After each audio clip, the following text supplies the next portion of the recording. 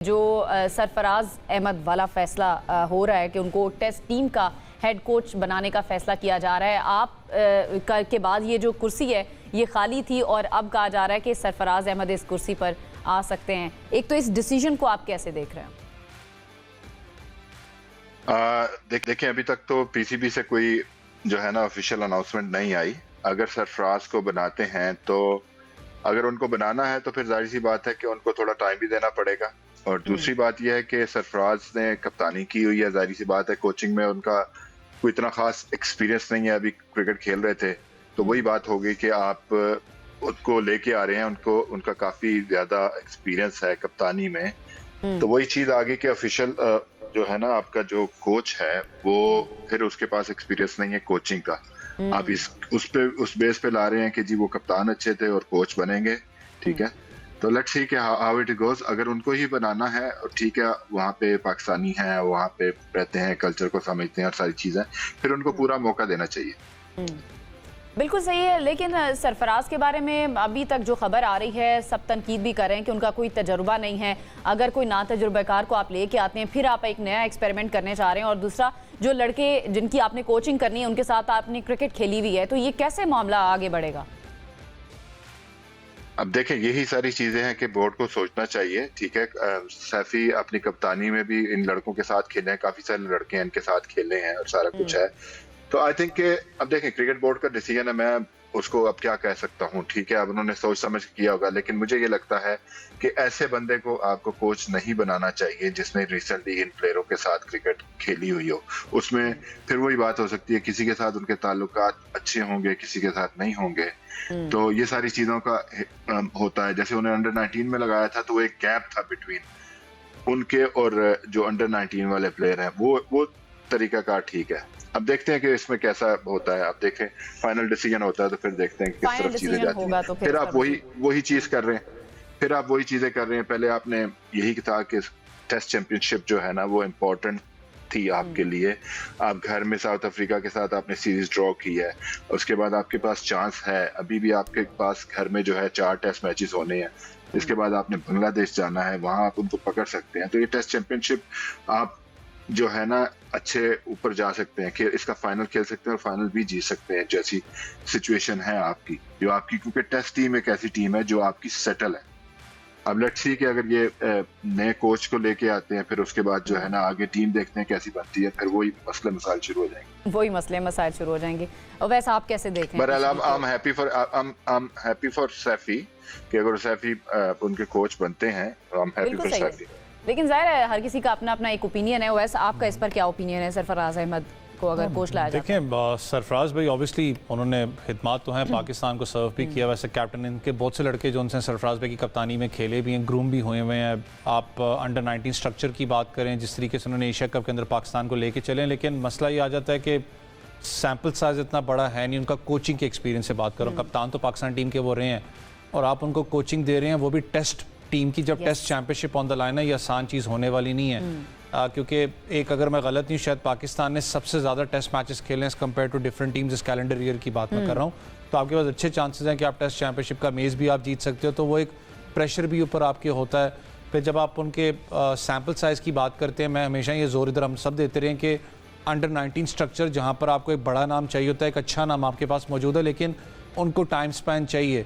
ये ना हो, अब मुझे नहीं पता कितने लॉन्ग टर्म के लिए, क्योंकि अभी ऑफिशियल स्टेटमेंट तो आई नहीं पीसीबी की, क्या ये लॉन्ग टर्म प्लानिंग है या फिर वही बात है कि प्रेशर है, या जो एक प्रेशर इस वक्त बना हुआ है पाकिस्तान टीम के ऊपर, उसके लिए भी बस एक शॉर्ट टर्म प्लानिंग के तहत आप इनको लेके आ रहे हैं, जो कि फिर काम नहीं करती इस चीज़ में।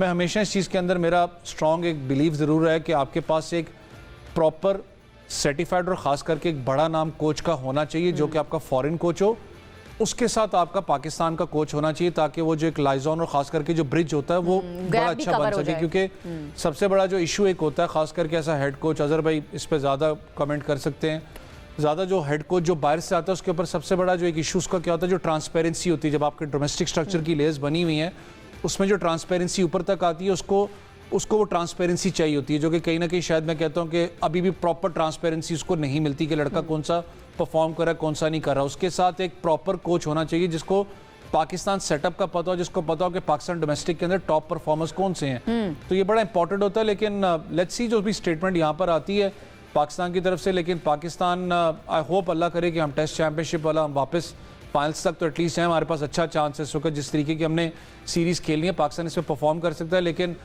फिर मैं कहूँगा खुदा ना खास्ता अगर रिजल्ट अच्छा नहीं होता है, क्या सरजर भाई भी इस पर एग्री करेंगे, अगर आपने इनको रखना ही है ऐसा कोच तो प्लीज़ इनको थोड़ा लॉन्ग टर्म दें, ये ना करें कि एक सीरीज अच्छी नहीं होती तो अगले सीरीज में आपको नजर नहीं है, ये बड़ा एक इशू बनता है। तो फिर ज़ाहिर है वो अगर इस तरफ आना चाहते हैं अजहर भाई तो उनके करियर पर भी फिर सवालिया निशान हो जाएंगे। अगर पहले ही आते ही आपको फेलियर्स खुदा ना खास्ता मिलने शुरू हो जाएंगे तो उनके पास ऑप्शन तो है ना, वो मना भी कर सकते हैं। आपको क्या लगता है किसी भी प्लेयर के पास या किसी के पास भी इस तरह की ऑफर जाती है, अगर उनका एक्सपीरियंस नहीं है और जो हमारा ट्रैक रिकॉर्ड है जिस तरह से कोचेस हटाए जाते हैं, तो इस ऑप्शन पर भी गौर किया जा सकता है?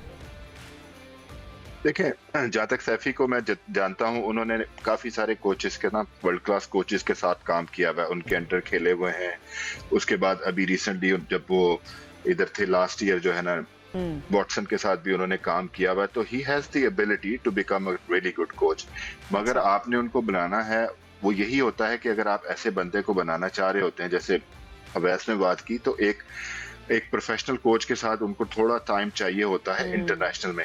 Yes, league cricket is different, international cricket is different. As a coach वो कप्तान थे तो वो सारी चीजें जो है ग्राउंड की चीजें वो करते थे, बाहर की चीजें ज्यादा हैंडल होती थी बाय कोचेस।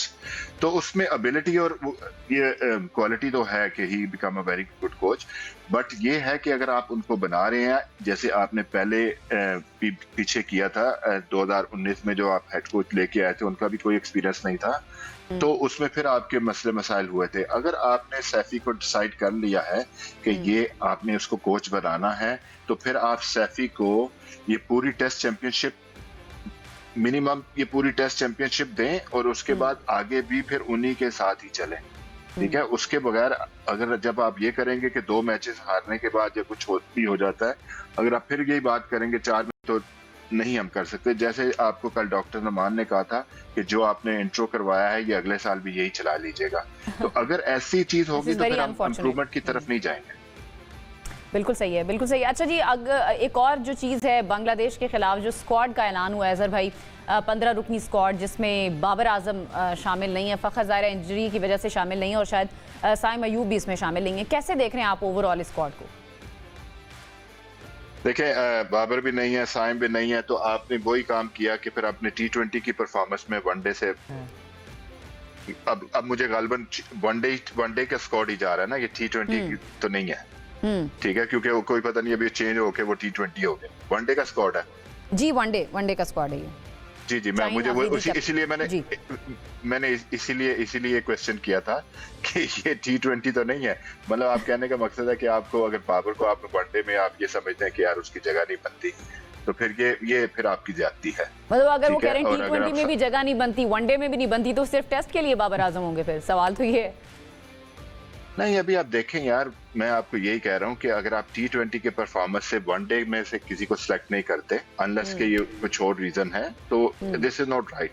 मतलब ये आपकी क्रिकेट में कभी भी इम्प्रूवमेंट नहीं होगी। अभी अगर आप देखें, जब बाबर वर्ल्ड कप से एज अ कप्तान इंडिया वाले वर्ल्ड कप से आउट हुए थे, तो वो 50 ओवर का वर्ल्ड कप था, ठीक है। आपने उनको T20 में जब आपकी वो टीम उस वक्त ऊपर जा रही थी, आप जीती जा रहे थे, आपने उसको हटा दिया। तो जो आप डिसीजन लेते हैं, अब इसमें जाहिर सी बात है कि आप माइक हैसन ही हेड कोच हैं, उनसे मशवरा हो के बाबर के बारे में बात की होगी। तो या तो आपका पिछला फैसला गलत था या ये फैसला गलत था। आप खुद हिसाब लगाने की किस तरफ आपने जाना है।